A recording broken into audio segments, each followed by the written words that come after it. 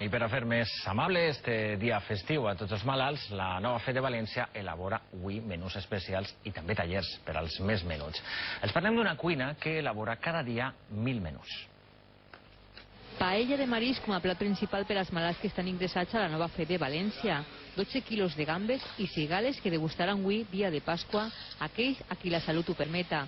Al mateix temps elaboren les dietes especials per a diabètics, astringents, sense gluten i també vegetarianes. Tot això es controla a la cuina per un sistema d'última tecnología. Podemos ver un sistema informático bastante avanzado en el que, por ejemplo, tenemos tanto la bandeja del desayuno como la de la comida con microchip, y cuando nos pasa por la cinta tiene unos sensores y en las pantallas nos sale qué tipo de comida lleva cada paciente. Els malalts menús tindran avui per a berenar mona de Pasqua amb xocolata.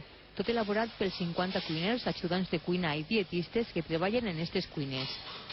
Y como dato curioso os podem dir que en esta cuina s'utilitzen cada mes 8.600 quilos de fruita, 1.000 de creïlles, més de 5.000 litres de llet i 1.000 litres d'oli d'oliva que serveixen per a elaborar els milers de menús que ixen d'ací. En un any, esta cuina reparteix prop de 370.000 menús, tots adaptats a cada malalt. I els alacantins tenen